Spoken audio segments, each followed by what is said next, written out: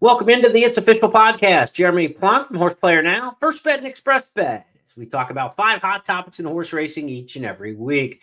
Normally in this space, I'm alongside my partner, my good friend Jeff Siegel. Jeff's going to be off here for a bit. We hope he's back in the saddle shortly. So we are flying the bus solo. If you remember going on vacation when you're a little kid, your parents told you, don't make me turn this car around. So we're going to do this on our own here, as we do with the Keeneland podcast. So I think we'll be all right over the next 30 minutes or so as we take on 5 hot topics in racing. It's a big week. The big cap at Santa Anita coming up on Saturday. Fountain of Youth Day at Gulfstream Park should be a big one there in South Florida. You've got a Triple Crown prep, the Gotham in New York. So it is high time on the Triple Crown Trail. The older horses are in the spotlight. The older horses were in the spotlight worldwide last week as well.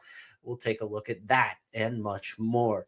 Looking forward to the topics this week, so let's get right to it, shall we? The Goosebump Award in honor of Jeff. This is his horse who gets him excited each and every week, so I had the honors of picking the Goosebump this week, and the winner is not one horse, but 2. Forever Young and Romantic Warrior in a throwdown in the Saudi Cup, $20 million on the line.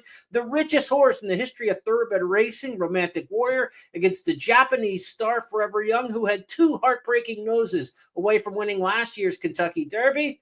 He got the nose this time. Let's go back to Goosebump Award, relive the Saudi Cup.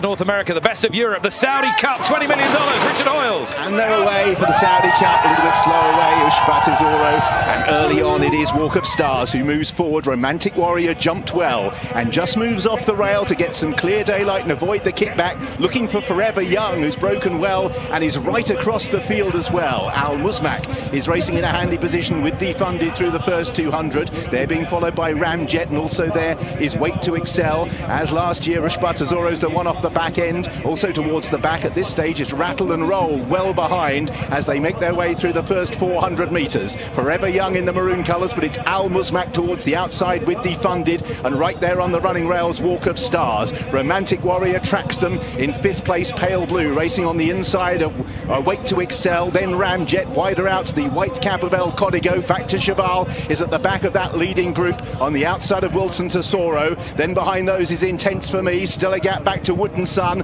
Rattle and Roll well back, and Ushbatazoro as Romantic Warrior moves off the running rail as they approach the bend. So out in the lead, Forever Young on the outside, disputing it with Walk of Stars. Right round the outside, Romantic Warrior will be 5 wide into the turn, but he's poised under James McDonald as the big 2 move through. Forever Young, Romantic Warrior sweeps up on the outside for Hong Kong. They lock horns, and it's Romantic Warrior who finds most initially from Forever Young in 2nd place. The 2 of them are clear from Wilson Tesoro and Factor Cheval, 2 of the great racehorses in the world. And at the moment, Romantic Warrior holds sway. His rider looks across. Forever Young is trying to close, and he's beginning to do so. Romantic Warrior from the outside. Forever Young has got to within 3 parts of a length. Romantic Warrior, Forever Young, a race for the ages, and Forever Young. Anytime the top 2 horses bring their A game, you know you're in for something special. But when they're at this kind of a level, the elite performance that we saw on Saturday in the Saudi Cup, one we're not going to forget for a while. As for the others behind the top 2, Ushbatazoro, Wilson Tesoro, the Japanese runners run 3-4. So Japan goes 1-3-4. As for the Americans, we only had 1 entrant. Rattle and Roll ended up a decent 5th for Kenny McPeak. Fantastic performance, but a lot of folks afterwards were questioning the ride by James McDonald aboard Romantic Warrior. Remember, he was 18 for 23 lifetime in this race. It bagged $23 million almost in U.S. dollars from all around the world, from Australia to Japan to running in his home country of Hong Kong.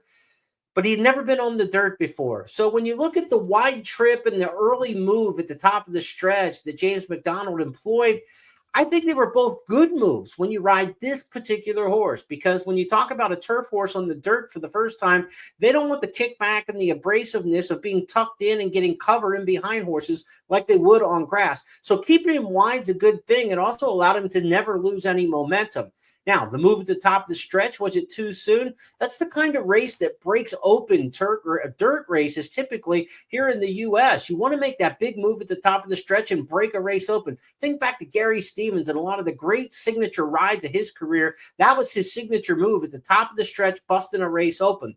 What happened here was Romantic Warrior busted the race open, but didn't change leads down through the lane. And when the horse on the inside was able to kind of get to the outside, get the other horse in his focus again, Forever Young came with a relentless move, just like we saw the year before in the Saudi Derby with that horse, Forever Young, when he ran down Bookham Dano, who looked like he was gone on the lead of the 1 mile Saudi Derby. The 1 1/8 of the Saudi Cup this time was just right in the wheelhouse. Forever Young, who ran the career best performance of his life in there, and maybe he'll head on next to the Dubai World Cup. That's where he's expected to resurface.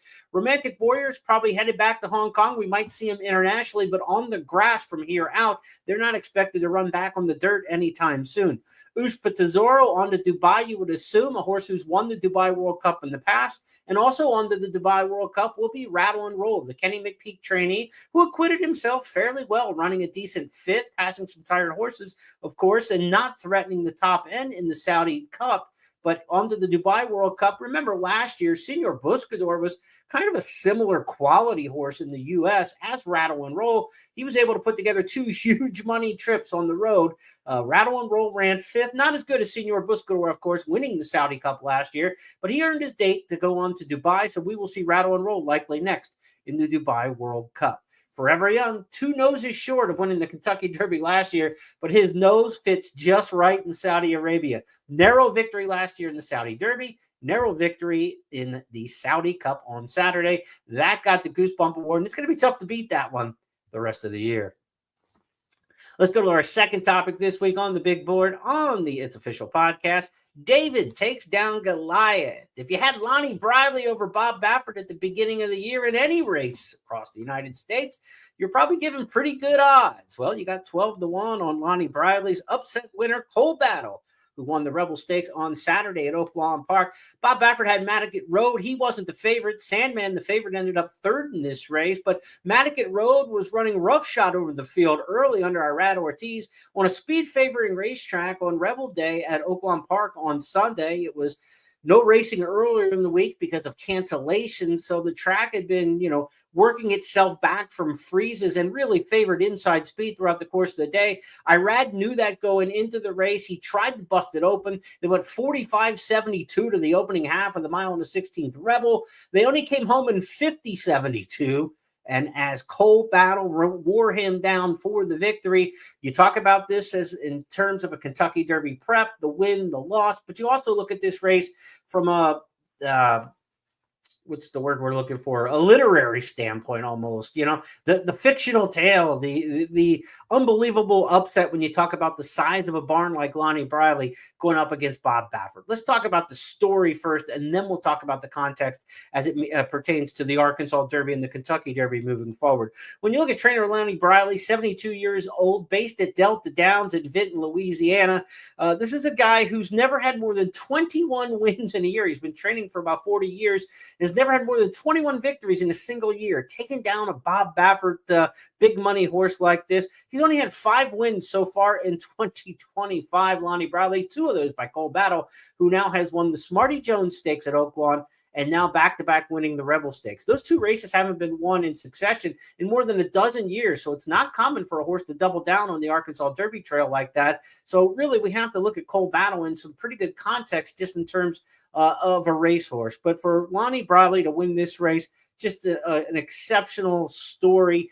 He will be the one everyone on NBC Sports and everybody in the print media will be writing about come the first Saturday in May. Cole Battle already has enough points to qualify for the Kentucky Derby. 50 went to the winner here. He also got, 10 winning the Smarty Jones. So he's comfortably in the field for the Kentucky Derby, but he's expected back in the Arkansas Derby next in 1 1/8 miles. And really, that's going to be the telltale. When we talk about these horses from the Rebel, what will they do in the Arkansas Derby extending from 1 16th to 1 1/8 miles, and how that will pertain to the Kentucky Derby? That's the bigger question, because you want to compare Cole Battle to a horse like Smarty Jones just on the narrative, right? If you remember back Smarty Jones in 2004, he won all 3 big races at Oaklawn through the Arkansas Derby Series, the Southwest, the Rebel, and the Arkansas Derby. And then Sports Illustrated deemed him the horse from the wrong side of the tracks, if you remember that. Of course, he was based at Parks, Philadelphia Park, and in Bensalem, Pennsylvania. When you talk about level of racing, Parks obviously isn't the elite tracks in Kentucky or in New York or Florida, but Parks isn't Delta Downs either, So when you're talking about where Cole Battle's coming from compared to Smarty Jones, he's even on the other side of the tracks from Smarty Jones yet. So this would be an unbelievable story. Of course, he won the Jean Lafitte on 2 turns down at Delta Downs. He won the Remington Park Springboard Mile, and now the 2 big races at Oaklawn so far, the Smarty Jones at a mile and a 16th, and then back at that same trip. Can he get the mile and an 1/8 now as they move to the Arkansas Derby? That'll be the question. But the way he runs, Cole Battle looks like he's up to the test. But this was a fast early, slow late race. Again, 5 seconds difference between the first 2 quarters and the third and fourth quarters in this race, 25.72, or I should say 45.72 compared to 50.72. That's 5 full seconds. People argue between 5 and 6 lengths, 5 and 6 lengths for each second. So if we're looking at a 5-second difference, this was 25 to 30 lengths slower the second half than the first half. So this was fast early, slow late. Will these horses excel as they go to a mile and 1/8? That'll be the big question. And the other question is, when you talk about the horses out of the Rebel Stakes, what about Sandman? The 3rd place finisher is the favorite. He had the terrible trip in the Southwest Stakes where he broke, reared a little bit to the left, spotted the field. The next to last horse, he spotted about 6 lengths and got way behind that day. Ton of traffic, trouble through the stretch, and rallied on to run second in the Southwest Stakes. But I don't know that his effort vastly improved here. He got away cleaner, but he lost touch with the leaders down the backstretch. He came with some rally. He galloped out best, but he never threatened the top horses in here. Now, some will say with that speed bias, the inside bias, that he ran against the favorable, the favorable track, if you will, at Oaklawn Park on Saturday, and that's true. But you've got a horse now, Sandman, who's 2 for 7 lifetime. Self-made excuses, racing bias excuses. You're 2 for 7 for a reason. Sandman's got to answer some of these questions. It's got to happen soon. Arkansas Derby maybe next for him. But I'm thinking if I train Sandman like Mark Casse does, I'm looking at a race maybe like the Wood Memorial, where there's not a lot of heavyweights typically going to the Wood Memorial. The track isn't blazingly fast. So for a horse who's just trying to outfinish you and not take on maybe the top-notch competition, I think Sandman's best chance to get it right might be in the Wood Memorial. We'll see, though. Casse supports the racing at Keeneland in a big degree. We could see Sandman in the Arkansas Derby. We could see him at Keeneland for the Bluegrass Stakes. But to me, I think his best race might be if they go to the Wood Memorial. So a lot of fallout from the Rebel Stakes, no doubt about that. But David taking down Goliath is the headline in there for sure. Congrats to Lonnie Briley and all the people who follow racing at Delta Downs, at Remington Park. All these regional tracks now have a homer to root for on the Triple Crown Trail, and that's good for business for everybody at various locations around the country. Once again, David takes down Goliath, our second topic this week on It's Official. Let's stay with talk about the 3-year-olds in our Triple Crown Tracker. Topic 3 on the big board this week. We had some Triple Crown point races for the Kentucky Derby around the country. Of course, we talked about the Rebel Stakes. There was also one with 30 Kentucky Derby qualifying points on the line to the winner of the Battaglia Memorial. That going on at Turfway Park in Florence, Kentucky. California Burrito got the win in Kentucky. Now 2 for 2, stretching out around 2 turns on the synthetic at Turfway for Tom Drury Jr. But the big story about the Battaglia wasn't the wire-to-wire winner so much, is who wasn't there, and that was First Resort. He would have been heavy favorite in that race, coming off his win in the Kentucky Jockey Club in the Godolphin Blue for trainer Owen Hardy. But First Resort came down lame in his rear hind leg, according to Hardy, in the days leading up to the race following his final workout. So he was forced to scratch with that lameness. And when can he get back to serious training and serious racing? Look, the clock is ticking. I know it's only late February the 25th here now. The Derby's not till the first Saturday in May, but the preps basically end the first weekend in April. How do you get a horse like First Resort to the Kentucky Derby with 2 preps between now and the beginning of April? It's a very tight time frame. In fact, I think the ship has sailed on First Resort potentially making the Kentucky Derby. Godolphin's got some other options. They've got other horses, and you look at Owen Hardy, not a trainer to push and force things over the years, rather patient trainer. So I think First Resort's probably off the Kentucky Derby trail, and that's a shame, but this is a horse who, as a 2-year-old, impressed in the Kentucky Jockey Club, but his workout tab coming into this was spotty. It's not like you couldn't have seen this coming a little bit. There were gaps in the workout tab. It did not look like First Resort was coming back to the races in great shape, and turns out the physical ailment reared its head before he got back to the races. So First Resort out probably for the Triple Crown Trail, in my estimation. I mean, could he be back for some of the races in the spring? Absolutely. But again, I don't think he makes the first Saturday in May. Other races of note last week on the Triple Crown Tracker, the Saudi Cup undercard had the Saudi Derby. The winner of that race, Golden Vekoma by the hot Kentucky stallion Vekoma. What a 2-year-old crop he had last year with his first crop, and now turned 3. Golden Vekoma, based in Dubai in the United Arab Emirates. He'll head back to Dubai for the UAE Derby next, but he's not Triple Crown nominated. So Golden Vekoma, the winner of the Saudi Derby. No Kentucky Derby qualifying points were on the line in the Saudi Derby anyway, but he would have to supplement for $6,000 late. For the connection, $6,000 is under the car seats, if you will, in Dubai. So if they want to, after the UAE Derby, maybe you see a late supplement out of Golden Vekoma, but he's got another race to run. And the difference between the Saudi Derby and the UAE Derby is massive, because the Saudi Derby is a 1-turn mile. The UAE Derby is a mile and 3/16, around 2 turns. So apples and oranges kind of races. He'll see if he can qualify and earn his way, I should say, not qualify, but earn his way to the Kentucky Derby through the UAE Derby, going around 2 turns. Shin Forever from Japan was runner-up in the Saudi Cup, in the Saudi Derby.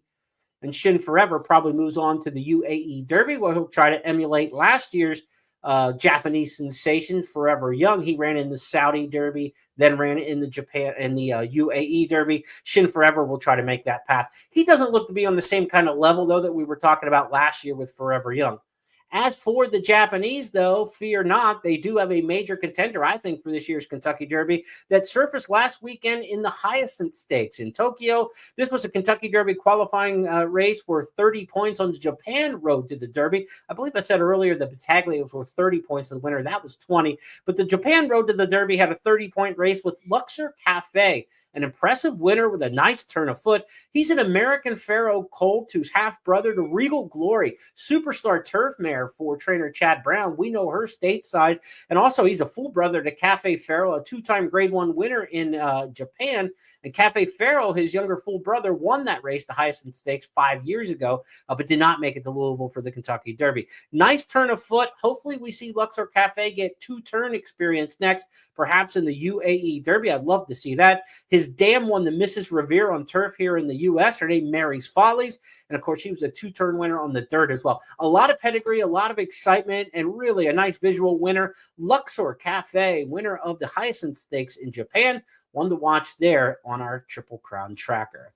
Triple Crown Tracker this week turns preview mode now as we look ahead. Thursday at Gulfstream Park, a potential Florida Derby prep there. A 9-furlong allowance race in race number 8 Thursday at Gulfstream Park, where Grande for Todd Pletcher will vie for favoritism with Jimmy's Daily for trainer Brian Lynch. Jimmy's Daily's produced some key races where horses have run pretty well coming out of those. Again, with the timing, this race is 2 days before the Fountain of Youth. So those horses are going to be basically on the same pattern from the Fountain of Youth to the Florida Derby, and they get 9-furlong experience over the track at Gulfstream. Hard to think that Thursday's allowance winner at Gulfstream won't end up in the Florida Derby if they come out of that race healthy. Speaking of the big Florida Derby prep this weekend at Gulfstream, it's the Fountain of Youth Stakes Saturday at Gulfstream Park, where Gate the Wire, winner of the Swale, was involved in that one. Burnham Square, the horse who won nicely last time out, coming from off the pace to win the Holy Bull. Those are the known stakes commodities locally. River Thames for Todd Pletcher stretches out off of 2 big wins around 1 turn. He'll go 2 turns for the first time and take on Stakes Company. And the return of Sovereignty, a horse who we haven't seen since last fall, winning at Churchill Downs in the Street Sense during the September meeting. Bill Mott trained Sovereignty. This is one whose workout tab has been spotty. There's been some gaps in it. Hasn't worked tremendously for the return. So I'm thinking Sovereignty might need a race back, and to run his best first time back would be a big ask against a good field that includes Burnham Square. Burnham Square is a horse who rallied to win the Holy Bull Stakes, as we just mentioned. In a year where everybody's winning on the front end, it seems like in the preps and winning wire to wire, you have to give a little extra credit to Burnham Square's win last time out. To gain a bit of ground, Ferocious is flattening out. Off the turn in the stretch drive, Burnham Square under a full head of steam, and he runs by to take the lead with a 16th to go. Tappan Street is fired, but he's second best to Ian Wilkes trainee Burnham Square, who wins the Holy Bull going away under Edgard Zayas. Saturday at Santa Anita, Kentucky Derby qualifying points, 50 to the winner, are also on the line in the San Felipe Stakes, final local prep towards the Santa Anita Derby. You expect Bob Baffert to be loaded in here, and he is. He has Barnes and Rodriguez. Barnes will be the favorite. He's been training well, and Baffert likes to give his horses 6 furlong works, kind of pseudo around 2 turns. We've talked about this a bunch this season and in seasons past as they prepare from 1 turn to 2 turn racing. It gives them a little bit of simulation with multiple lead changes and such. Barnes has been doing that in the morning as we take a look at his workout video. Training well, sometimes in company, most of the time in company for Barnes. He is going to be the favorite, the horse to beat, coming out of a win in the San Vicente Stakes earlier in the meet at Santa Anita. But he's never run around 2 turns. Rodriguez, his stablemate, has run very well around 2 turns. He'll be tough in there, as will Journalism, a horse I've got ranked number 1 in my countdown to the Crown rankings. Number 1, Journalism. Number 2, Barnes in a great showdown. Journalism is trained well for trainer Michael McCarthy. Now, he did miss a start earlier this year. He was going to return in the Bob Lewis in January, but he came down with a little illness, missed a couple days, missed the work, and then got back on the tab. And Michael McCarthy just decided to let's reroute this. Let's not force the action. Let's just wait for the San Felipe. But in waiting for the San Felipe, now you have to take on a monster in Barnes and a horse who's got to start at the meet already, winning the San Vicente Stakes. So he's going to give away a little bit of the newness. But why do I have Journalism ranked number 1 and Barnes number 2? The 2-turn factor. We've already seen 2 turns for the well-bred Journalism, son of Curlin out of Mopatism, who was an excellent 2-turn mare. So I think Journalism is going to excel the farther they go. At 1 mile and a 16th on Saturday, giving away some recency. He might be beat in this race, but I think when we get to the Santa Anita Derby, the Kentucky Derby, Journalism to me just feels a touch better as a classic distance horse. But how many times have we seen it in the past with Bob Baffert getting more out of these horses maybe than the pedigree suggests? Barnes probably will be just fine going to the 1.25 miles. As for the 1 mile and a 16th in the San Felipe, to me, it's Barnes, Rodriguez, Journalism, 3 outstanding horses that are among the top 5 or 6 3-year-olds in this crop right now for the Kentucky Derby. Can't wait to see Saturday's San Felipe. As for the Gotham Stakes, 50 qualifying points for the Derby also on the line at Aqueduct in that one on Saturday. Jerome Winter, Cyclone State, has already returned in Saudi Arabia. Ran a terrible race in the Saudi Derby last weekend, so he's not in the Gotham. The Withers winner is a horse for Rick Dutrow named Captain Cook. He was very impressive in the 1 mile and 1/8 Withers. He's not back into Gotham because they don't want to turn back in distance and then stretch back out for the Wood Memorial. So no Jerome winner, no Withers winner. Who do we have for this year's Gotham? No big horses really shipping in from anywhere around the country. So it's a couple unbeaten New York breds who are in the spotlight. Sand Devil was 3 for 3 impressively for Linda Rice. Had to work a little harder than expected last time. And then Sacrosanct is 4 for 4 for Brad Cox's lifetime. 7 races up, 7 trips to the winner's circle for those 2 New York breds. Something's got to give. Maybe it'll be one of those gracing the sidewalks in New York on Saturday, or maybe somebody else in the Gotham Stakes. But we know this. Captain Cook, the top horse we've seen this year in New York over the winter, is awaiting the Wood Memorial. That's a look at our Triple Crown tracker for this week on It's Official. Topic number 4 on the big board, we go to the Santa Anita Road Warriors. Now we get to the older horse division. It's Big Cap Day. The Santa Anita Handicap comes up on Saturday at the Great Race Place. 1.25 miles. This used to be the race at Santa Anita. Now it's not even the favored son at its own racetrack within its own division. The Santa Anita Handicap has been replaced by track management by the California Crown as the big race at Santa Anita. That purse, of course, 7 figures in the fall meet in September at Santa Anita. The big cap now, $300,000, and it has to compete with big races this time of year. We just saw the Saudi Cup last week for $20 million. Dubai World Cup coming up for 8 figures coming up next month. So Where does the Santa Anita handicap fit into the fold? Well, a lot of times nowadays you're thinking maybe just some of the local stars hanging around for the Santa Anita Derby. The fact that we've got two really good road warriors traveling west on Saturday makes it newsworthy to me, in that you've got Brad Cox sending out Hit Show off a win in the Louisiana Stakes last time out, and Locked going west off a runner-up in the Pegasus World Cup at Gulfstream for trainer Todd Pletcher. Not only are we talking about horses coming west, but we're talking about Mega Barnes, Pletcher, Cox sending horses to the West Coast. That's a good sign. Hit Show looked good last time out, winning the Louisiana Stakes down at Fairgrounds. Has taken the lead from Track Phantom, who tries to respond. Right there, Maycox Bay at the point of attack. Pipeline and Skinner tries to unwind on the far outside. They turn for home. It's Komodobino Omoide. Maycox Bay, Skinner on the outside, and Track Phantom with the rail. 3/4 and 1 minute 13.12 seconds. 1 furlong to go. Here's Skinner, Maycox Bay, Komodobino Omoide fighting hard. With on the far outside, Hit Show, who was last on the back of the track with Laurent Giroux. It's Hit Show, and Hit Show has come right over the top to win the Louisiana Stakes from Komodobino Omoide. Locked is coming off a second place finish in the Pegasus World Cup, but prior to that, he looked good in the Cigar Mile in New York. Let's go back to that one. And they're off in the Cigar Mile, presented by TwinSpires.com. Right up front, it's Pipeline, who flashes early speed, and Pipeline is up with the early kick. Repo Rocks is there with the leaders as well. These two are 1-2, and just off of them is going to be Locked in Mulligan, is now taken third, and Mulligan once out of there is muscling through. Has taken that third spot as they come out of the chute. Further back at the rail, there comes Nelson Avenue, who's a shared fifth, is passing them. Comes Vinsanity, is weaving in between rivals. They're very well spread out here as they work up the backstretch. Further back, going to be mid-pack, is Locked, who's lost some ground, is to the outside here up.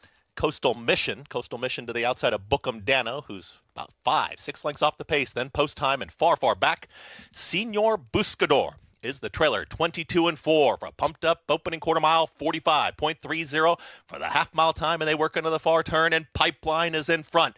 Here comes Mulligan, is coming after the leader. Repo Rocks just lost some ground, was passed by Vinsanity. Locked is in pursuit. Nelson Avenue is splitting rivals, is taken fifth. Coastal Mission is the gray out wider. Post time and Bookham Dano, they travel as a pair, and still far back, Senor Buscador is going to have to pass them all.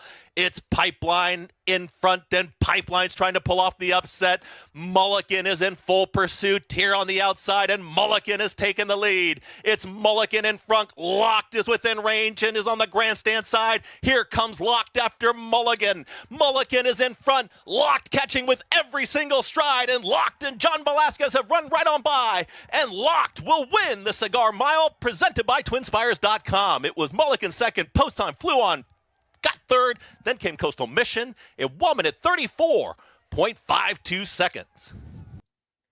Big Cap Field on Saturday includes Miramati, impressive recently for trainer Bob Baffert, as well as the 2022 Santa Anita Handicap winner Express Tour, looking to get back on track. We've got a big race coming up Saturday at Santa Anita, part of a multi-stakes card. Check it out. The Santa Anita Road Warriors this weekend, though, are Hit Show and Locked heading west. And we wrap up our podcast each and every week with our Stars of Tomorrow segment, who's coming out of the maiden or allowance ranks that you're going to be talking about tomorrow in the big stakes races. How about Cornucopian for Bob Baffert? This was an easy one this week. What a Blitzkrieg winner he was on the undercard Sunday at Oaklawn Park on the Rebel Stakes Day.